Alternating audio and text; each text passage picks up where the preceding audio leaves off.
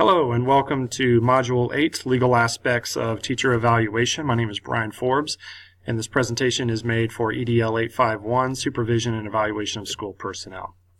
In this presentation, we're going to be examining a couple of different things. The first thing we're going to do is looking at summaries for the three different articles we read for this module. We'll then examine the different practices that my school system, USD 232, the DeSoto School District, has in place for evaluation of school personnel. We'll look at options for teachers that do not agree with their evaluation and those that are being let go. I'll also examine a court case that is related to the topic, and then we will discuss the impact all of this and the module itself has on my future as an administrator. So the first thing we want to do is start with our summaries. The first article we read for this module had to do with the Every Student Succeeds Act, or for short known as ESA. So ESA basically is a mandate from the federal government, from the USD, the Department of Education, that says, number one, that the government is not going to influence or determine exactly what kind of evaluation system has to be used on the state level for teacher evaluation. What that really does is kind of give freedom to the states to choose what evaluations they would like to use, and then some states have even given the freedom to individual school districts to determine that for themselves as well. And then number two, ESA preserves pre-existing steps that are in place taken by states or things that have been negotiated with teachers' unions and things in districts that protect certain evaluation processes like due rights and hearings and arbitration and things like that. But at the same time, it makes very clear that ESA does not give you those rights. It just preserves them if they already exist, just as the same. It cannot strip those rights away if they were already in place. And then thirdly, ESA addresses what they call a dire need for staff to be trained in the evaluation process, because so many staff members, teachers, and other school personnel aren't aware of their rights. And so that kind of creates a very difficult situation when it comes to the evaluation process, and it really lowers morale when teachers don't know what they can do if they don't agree with what's being evaluated. The next article had to do with teacher evaluations and the impact they're having on both the current court system, and then what those court cases and the legal briefs are having an issue or an impact on school systems. So basically, ESA says that we're going to give the states all this freedom to do whatever they want to do. And, well, that sounds great for those of us who think that, yes, there's a separation of people in school districts and teachers that teach in different situations. So, of course, we need different evaluation tools. However, by giving that freedom to states, if the state mandates something that needs to be implemented across the state, that creates a couple of problems. The first of which is that it disadvantages teachers by not allowing them to use different evaluation tools that would apply to their environment as opposed to somewhere else. So what we mean by that is that if we use something like student test scores in order to evaluate teachers, which the merit of that can be argued for both positive and negative, that test scores will be skewed based on the environment of the children who attend that school. And that could have things to do with poverty, crime rates. It could have something to do with different ethnic or social backgrounds of students, and so those things kind of unfairly would negatively impact certain teachers in those districts as opposed to people that are in more affluent areas that have traditionally higher achieving students where they're going to be scored higher just because of the student population that they serve. So the imbalance of not having different tools everywhere that apply more directly to their situations is a negative, even though it seems like we have more freedom in order to incorporate those tools on a statewide level because the federal government's not stepping in. So we have a lot of court cases right now where teachers' unions and individual teachers are suing districts saying that they're not happy about the types of evaluation tools that are in place, these new tools, and that they they basically feel like they're being rated lower or higher artificially in other areas, and so they don't agree with that. There's a couple of other problems that stymie or stem themselves from this too. If we have evaluation systems set up that help with teacher-based pay for performance, we could have artificial inflation in some places where teachers are going to continually to get pay raises and get paid higher, even though there's not any data or research suggesting that the student test scores or these other evaluation tools, one compared to another, are really resulting in any type of growth. So that would negatively impact the teachers who can't get pay raises or docked pay or get lower on the pay scale because of negative student results. And then finally, the last thing, or the last article we looked at, the third, is about teacher evaluations, basically just as an issue overall. And there were a couple of things that this article outlined for us. And the first is, or the main thing is that teacher evaluation used to not be a source of importance, I guess you might say, but that's really changed over the last 10 years or so, 10, 15 years.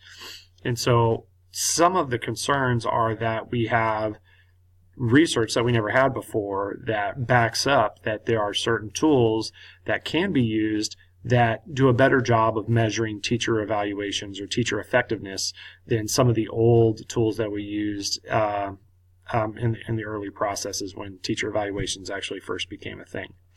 Another thing is that we just have people who are more interested in educating young people and ensuring that everyone is receiving the highest quality education possible, and so we have more philanthropic interest as well.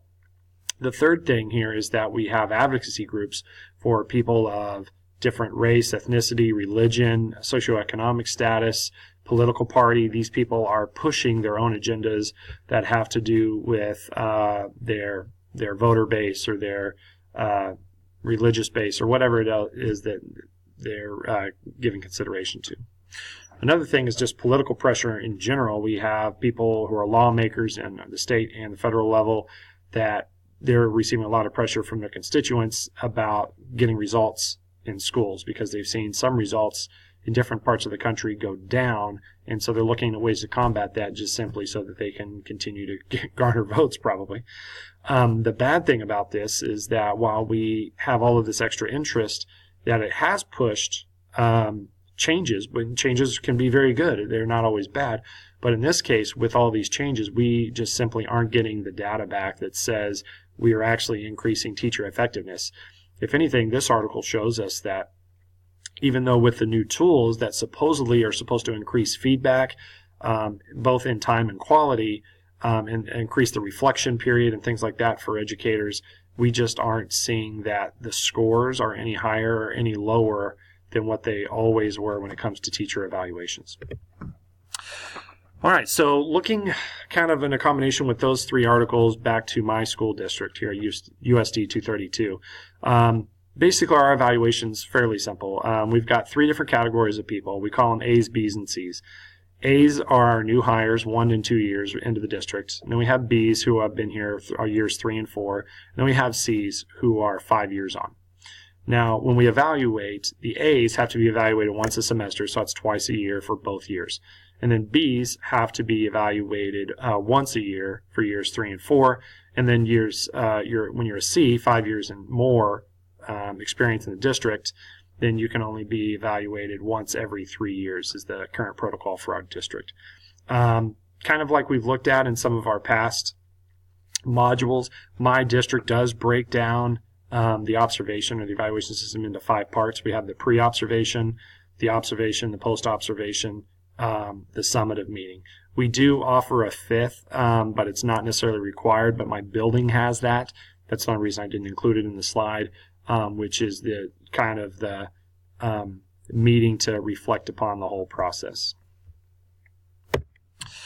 So what options do teachers have when we look at things like if I don't agree with the evaluation I'm receiving, or if I feel like I might be being wrongly terminated, which unfortunately can sometimes happen? So first of all, what if I don't agree with my evaluation? So in my district, teachers can choose to refuse to sign their evaluation before it's uploaded into Keep.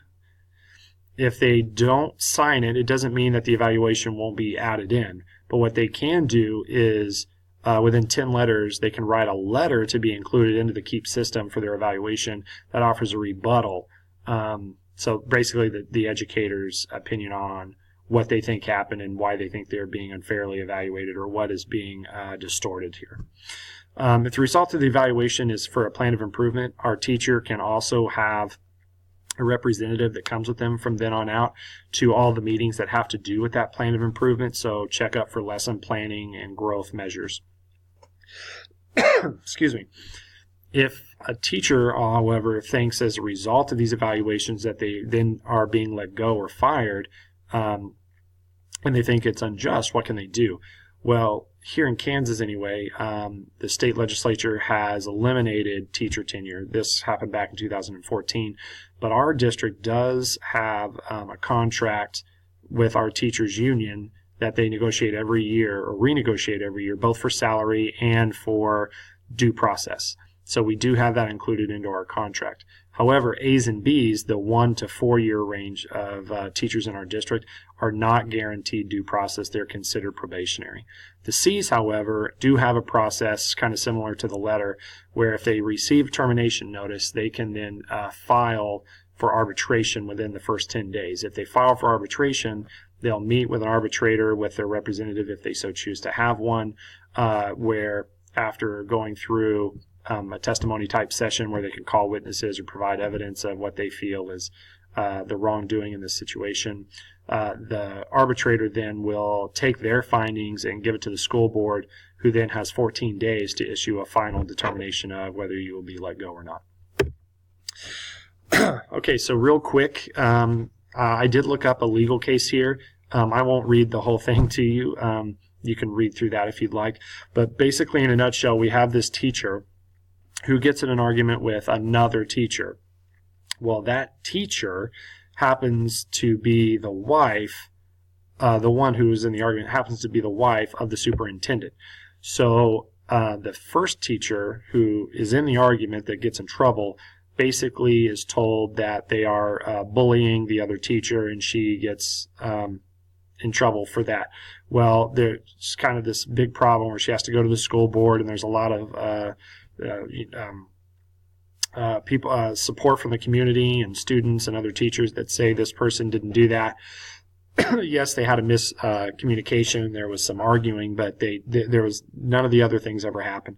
So that while the superintendent did recuse himself from the case itself, they did find that the teacher was not guilty of those things. But later that same year, the teacher was still let go because of issues that had to do with not having the conduct of a professional, even though you would think that both teachers involved in the argument would be guilty of the same thing.